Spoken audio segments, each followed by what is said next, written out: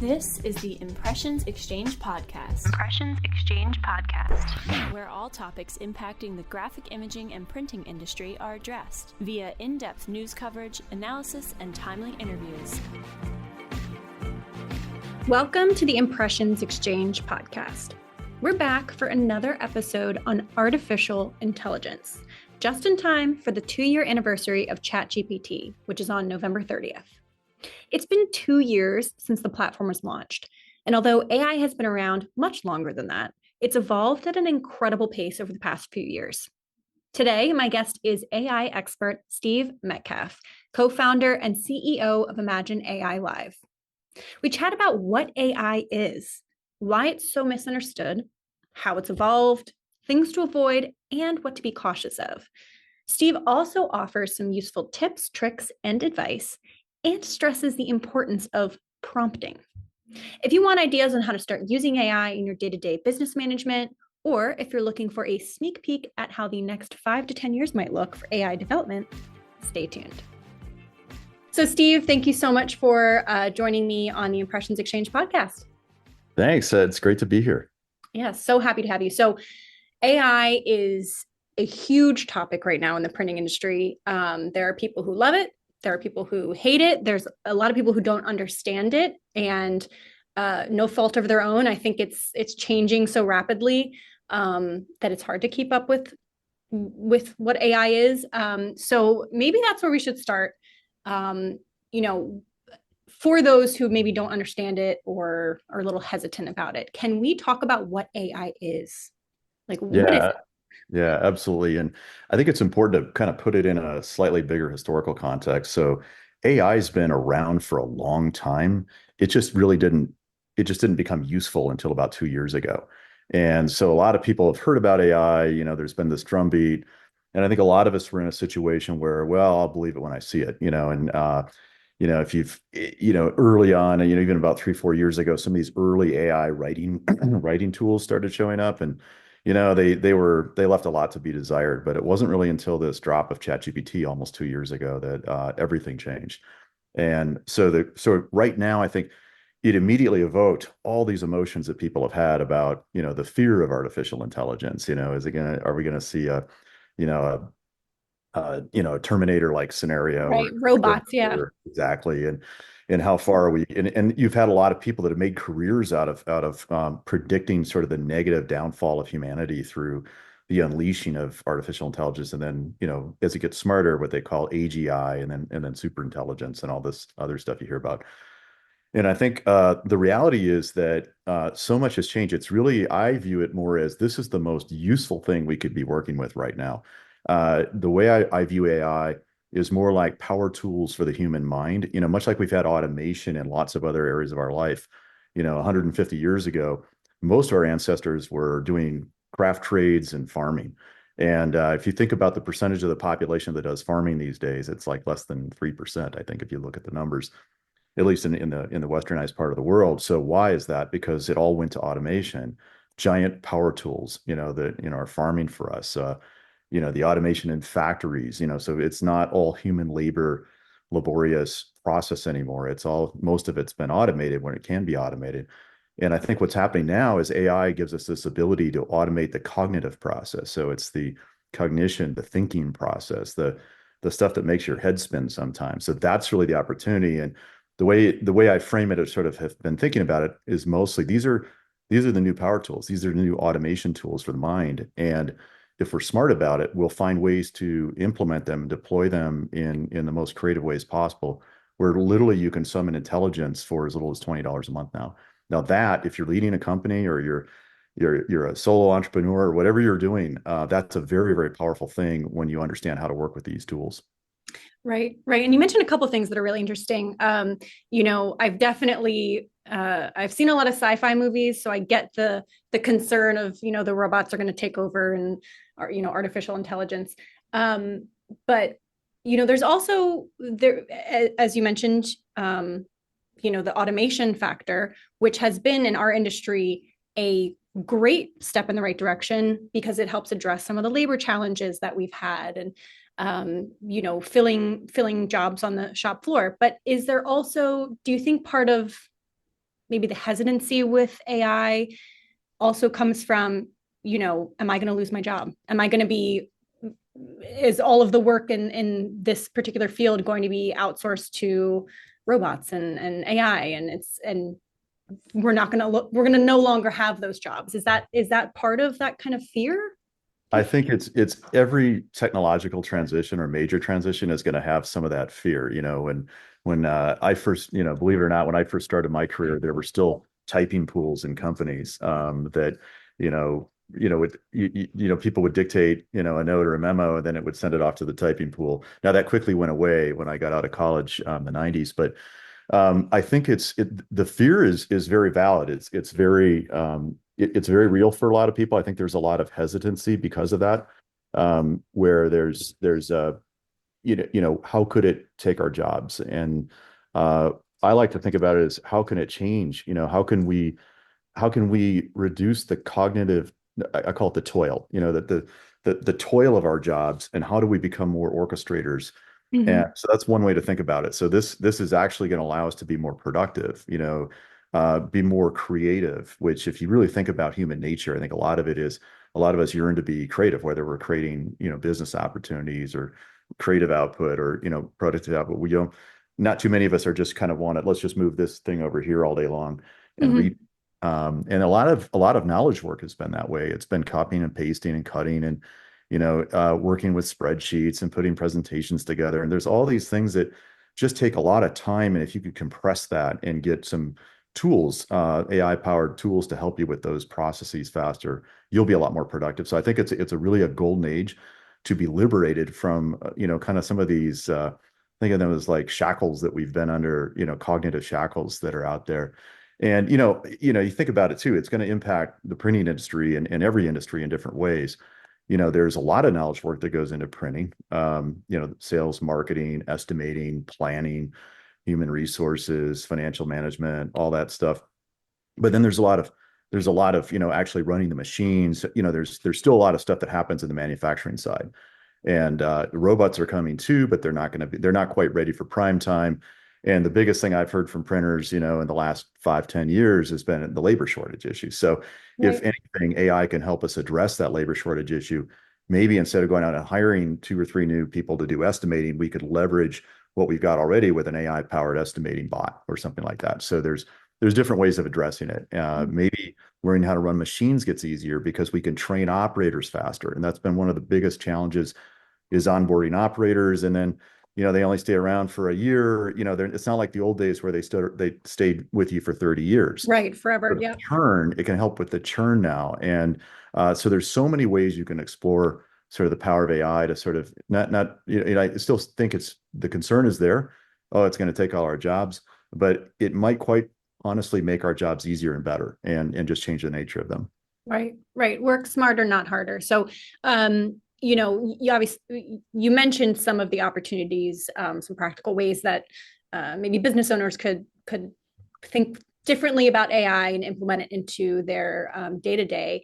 But, from maybe the creative output side of things, if I was a business owner, what are some easy ways to just start kind of experimenting with AI in my day-to-day, with content creation? Like, what would you suggest? Yeah, I think there's the best way to start is what I call in walk-up mode. Walk-up mode is walk up to a chatbot, an AI chatbot. Obviously, everyone's heard of ChatGPT at this point, unless they've been asleep for the last 2 years. Walk up and start using these tools. I always do a show of hands when I talk to a group. In fact, I'm talking to a group later today, a printing industry group, and I'll start with a show of hands. So how many people are using an AI tool like ChatGPT or maybe now it's Claude or Perplexity, which is one of my favorites for research. And how many of them are using it every single day for something? So this is what I call walk-up mode, where you just walk up, you start chatting. And then what you have to do is to decide, how do you prompt it? Because the way that you prompt one of these AI models has everything to do with the quality of the output you get. And so a lot of that's just a skill development, just sort of learning how to prompt, and it's not as hard as it sounds. We can do a whole series, a whole episode on just prompt engineering if we want. but there's a secret, there's an insight that we've been prompt engineers our whole lives. We've been prompting since the day we were born, because we wanted attention from our parents, or we wanted to get, when we were teenagers, we wanted to get the car from our dad or have him buy us a car. So we've been very persuasive. And a lot of, if you think about these large language models, they reflect human nature. So they're built on everything humans have ever written about, discussed, et cetera. So they understand our nature fairly well. And they also understand, they respond to persuasion. And so there's some of the techniques, some of the best techniques in prompting have to do with that. But I would go back to, how do you get started? You start using it for use cases like, let's research some stuff. Let's, if, take a growth scenario. We want to grow our business. Sales have been flat, or, we just came off an election cycle. So our volumes are going to be down now, presumably for a little while. Let's go pick up some new work. Where do we prospect? So researching sort of customer lists or areas of ways to prospect is a great use of AI. Researching customers, competitors, new processes. I mean, tools like Perplexity, which combine the power of a large language model and real-time information like a Google search together, are just incredible. And they're getting better every single day. Yeah, I actually just used Perplexity for the first time last week to do a little bit of research. And oh man, it is, for me, it's a game changer as a journalist, just because, I spend time when I'm looking stuff up for an article or something I'm working on and needing to like go through all the sources myself. But then when it brings it all together in one place, and I can actually go through and click on the sources that it's provided, but it in a very comprehensive, succinct way, I can get the information that I need. It is. Yeah, they call it an answer machine. And if you contrast it with Google is here's the top links, now you got a page through, so even the amount of time to research or discover something just gets compressed. And, we do have to still be cognizant of that with Perplexity. They might be missing a source, or they might, there may be something else. So prompting and sort of, are we sure? Is there anything else we can check? You still have to kind of lead these models a little bit, but they're so powerful, and they're getting better and better all the time. I started using Perplexity a good year and a half ago. And what they've added to it since then, just the chain of thought reasoning technique. So it's literally like having a research assistant next to you, and you turn to them and you say, hey, I need to go research this topic, and I need you to come back with a table with results in it, with citations. And then it goes off and it may churn for a minute or so, and it'll come back with, a pretty good answer, and it's going to continue to get better. Yeah. That's great. So you mentioned ChatGPT really has only been around for 2 years this month, right? So how has it evolved since it launched in November of 2022? Yeah, I think it's absolutely just to sit back and take it all in. 2 years ago, we got this ability. If you could get in, it was November 30th of 2022. And when it dropped, and it made a lot of, it got a lot of news right away. And most people were locked out. Most people were on a waiting list to get access to this thing. So I think for most of it was like first week of December when we got access, if we got in. And everybody, I think, has their first magic moment with an AI. And for me, it was literally having it write a story. Like, my daughter, my college age daughter, and I were hanging. I said, you got to check this out. And we had it write a story. She goes, Dad, have it write a story about coffee in the style of Stephen King. We were just rolling on the floor laughing about how good it was. And so that first magic moment is, wow, this thing can write, it understands writing, and it sounds like it can write perfect grammar, perfect, everything is structured correctly. And so I think everybody, was looking at that, and then sort of, you go into the beginning part of 2023, and people were using it to help write emails. They were using it to, write stories and all kinds of things. And I think that was really the first big step. And then people began to discover, oh, it's really good at understanding unstructured data. For example, you could take the contents of a spreadsheet and just dump it in there, and it'll go back and give you insights and rank things and sort things. And, I think that was sort of, so today, so 2 years into this, the level at which this has grown. And I like to use the analogy, there's something like, because it's growing exponentially, the power of these language models, they're training themselves now. So it's growing exponentially. You can use, almost the analogy of a dog year, right? So, one dog year but one human year is equal to 7 dog years. The way I like to describe AI is that 1 month of AI is like 1 year of a normal tech cycle. So we're 2 years into this. So it feels like it could be almost 20 years, since the beginning of it. And that's really, really powerful. And now what's happening is that all the tools that are coming in together, all the sort of the techniques that are being wrapped around this. So you can build an AI chatbot. Instead of going into walk-up mode, you can put it on an automation mode. You can literally have it, hey, I need you to do this thing every day or every time I hit a button. And it's just going to go out and process that. Maybe it's maybe it's optimizing your job schedule every day. So now you put these things on autopilot, and there's a whole crop of tool sets and stacks that are coming together that make that possible now, that are leveraging sort of the intelligence inherent in a language model. And that's what we're looking into now. You hear a lot of people talk about agentic workflows, literally summoning a series of agents to do things for you. Instead of having just one chat assistant, you're stringing together multiple chat assistants now, and each one may have a slightly different persona or role. One might be a creative AI, one might be a logical thinking AI, and it kind of reflects humans. You think about in every company, you've got your creative people, you've got your sales people, you've got your ops people, you've got your thinkers, you got the people doing your accounting. They are very interested in numbers and balancing things. In a lot of ways, you can think about building AIs and tuning them to sort of that, almost like you had a team of personal assistants that all were specializing in certain things. So we're going to move into this highly automated potential world now, where we can put these things to use, and they're going to keep getting better and better at the same time. It's so interesting. And I think maybe in a year, I'll have to have you back on here so we can talk about how far it's come, in the next year. So I have to read that coffee story. One, because I love coffee, but also because Stephen King's my favorite author. So have to read that. And since we're on a scary topic, Stephen King scary, maybe we should talk about some concerns, some things that we should be aware of. So obviously, if you're a business owner, you shouldn't be throwing all of your customer data into ChatGPT to generate something that, might be common sense. But what are some other things that we should be avoiding, or things to be aware of when you're using AI? Yeah, so I think that let's start with that one, because I think it's very important for everybody to understand that. So most people that work for companies are getting ahead. They're getting out over their skis, to use a Colorado term, because typically IT departments and the tech part of a company isn't providing them sort of a company. Now this is happening now, but you go back in the last 24 months, people were going out and using ChatGPT on just walk-up mode, with their own accounts. And the first thing to be aware of is, don't put sensitive data into these things. Now, there are really good controls now. So if I'm running a company, I'm going to want to probably pay for, the $20 a month pro subscriptions of ChatGPT or things like it, Claude, Anthropic. There's quite a few out there for my people that need to use this, because then at least I've got the protection. I know that data is not going to be trained.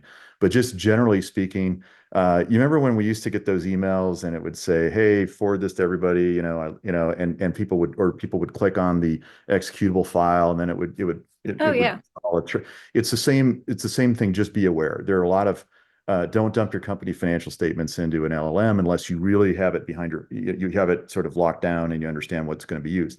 I don't want to discourage people from doing things like financial analysis, but you certainly don't want an open ChatGPT 4 to start training on your company financials, because then if I'm your competitor, I can just say, "Hey, what do we know about their financials?" And it might start showing up in the data. So those are kind of the basic things, I think. But in general, the other thing I think that you run into a lot is LLMs, large language models, hallucinate a lot still, and so they can tend to make up an answer when the answer is not factual. And so just being aware as you prompt, and if it looks too good to be true, quite often it might be. And one of the best ways to corroborate a response from an LLM is take what ChatGPT says and go over to Google Gemini, for example, or go over to Perplexity and cross-check it, or vice versa. So they can get you really good directionally correct, but they don't always know the exact facts, and that's going to get better and better. But just be kind of aware of that. And I think those are the two big ones that sort of jump to mind right away. That's such great advice. And also, thank you for bringing in a few different examples of some AI that people can use, because as you said, most people are aware of ChatGPT, but might not be aware of Perplexity or Gemini or something. So thank you for all of the great advice here. So, obviously in the past few years, it's really evolved, but how do you foresee AI changing our everyday lives or businesses, maybe in the next 5 years or 10 years? I know we don't have a crystal ball, but, what do you see as the future of AI? Yeah, I think a lot of it, one way to think about this, and in fact, I was having a conversation with somebody who's got a college age son at Notre Dame just last night. And her son is in a computer science field, but think of most of the college students that are in school today or in high school. They're growing up as what I call AI native people. They are already out there, faster than their professors can keep track of it. They're leveraging large language models, and they're falling into all the traps. They're using these. They are using them to augment their own productivity and their own learning, much like, we were using calculators, and people had to get comfortable with that. And then we had to get comfortable with word processors and things like that. So I think a lot of it is people are going to become, I think in 5 to 10 years, if not sooner, most of us will be just AI native by default, much like you reach for your phone, probably, several times an hour for something. We'll be reaching for an AI either in walk-up mode or it'll be in automation mode at some point for everything. And there's this sort of transition period that we're all going to go through, which is it feels a little odd or uncomfortable. We don't have the muscle memory or wiring to just do this. And then as we learn that this gets so much easier, all these things we talked about, you can compress cognition down to this automated thing, so you can spend more time being creative on your business or being creative with your customers, and less time in the drudgery of copy pasting and, doing spreadsheets and PowerPoints and all these things that a lot of us kind of get stuck in. And so I think that's really going to be the first wave of change, is just letting people become more AI native in their sort of roles and not looking at it as, I think people still run into this, oh, you used AI to write that. Well, of course we used AI. It'd be like saying you used a word processor to type that up. Well, of course we use a word processor to type that up. You used a spreadsheet. Well, of course I used a spreadsheet. I don't want to have to pull out a calculator. So I think that just getting over that is going to be the first wave. And then realizing that all these AI tools are not all equal. Good example. So Microsoft has Copilot. Copilot is actually ChatGPT under the hood, and there's going to be some changes that are going to be coming. And a lot of people, I think, have this sort of, especially larger companies, they're waiting for Microsoft to tell them what to do, or, Google or whatever. But if you go up to a Copilot, Microsoft, and this is nothing against Microsoft, they put a very strict limit on how much you can prompt these, because there's a cost to infer, there's a cost of inference. And some of these large language models, the less you can prompt, the less output you get. The best of them are already 2 million tokens, which is tokens similar to a word, which is like, 8,000 pages of a novel in one prompt. And so you can think about them as, do I want to reach for a lawnmower engine because I'm just going to, or I'm just going to, mow the front yard, or am I going to get into a 700 horsepower Corvette or Tesla 1,000 horsepower Tesla Model S Plaid because I want to go really fast on the highway? And you can think of context window differences in large language models, reasoning differences as sort of different vehicles for different things. And then I think, so the big task ahead of us is figuring out what tool do we reach for what scenario. Copilot might be great to help me figure out a formula in an Excel sheet, but it's not going to summarize a 1-hour meeting transcript. But if you want a great summary, you go to Google Gemini Pro, which is 2 million tokens, or you go to Claude Sonnet 3.5, which is, 200,000 tokens. Now you can really get good with this model because it can understand everything. So just understanding and appreciating the differences of the AIs, because they're not all made the same at all. And decidedly, they're governed in many cases because they don't, Microsoft certainly doesn't want to charge you $30 a month, and then you end up using a lot more compute than they're making. So there's a lot of other things that are happening around that too. Great, thank you. Before we close out here, Printing United Alliance, we've done some research, some AI research. So I know that's one resource that is specific to the printing industry, but what resources are out there if someone wants to learn more about the science of prompting, or they want to learn what options are out there for AI? Well, as you can imagine, I'm going to tell you, that's a perfect question for Perplexity. So first of all, I'll start with go to perplexity.ai. and ask it what are the top resources to learn how to do prompt engineering. And so quite literally, there are thousands and thousands of resources now. And it's almost like, there's this risk of having AI ADHD. Where do you go, right? But using AI to help you navigate AI. In fact, one of the greatest hacks with AI is you don't even need to go to a course. You can have a chat session with ChatGPT or Claude or one of these other ones and say, hey, help me understand how to be better at prompting. In fact, one of the techniques I use a lot is, here's what I want to prompt you to do. How do I ask you this in the right way so you give me a better result? And you would not believe the AI it lights up and it says, oh, here's a better way to ask for that. And it'll give you the prompt. It'll give you a structure for the prompt. So you can use AI to actually make AI better in just walk-up mode. And becoming really good at prompting, that's a whole other topic that to get the most out of AI automation, AI agents, it's going to have a lot to do with how sophisticated we can make the prompting. But in general, the general sense, just in the walk-up mode, just go out and, and ask it to give you some help. But there are plenty of resources. Google's got free resources. There's a lot of them out there. Awesome. Thank you so much, Steve. This has been incredibly informative. I knew a little bit about AI before this conversation, but this just totally opened my mind, and I'm sure the audience is going to find it very valuable. So thank you so much. And I'm probably going to reach out to you in a year from now so we can do a little follow-up and see how far it's come. That'll feel like 10 years from now. I know. Yeah. So thank you so much. I really appreciate it, Ashley. Thanks a lot. I want to thank Steve for joining me on the podcast today, and I want to thank you, all of our listeners. Stay tuned for the next episode of the Impressions Xchange podcast.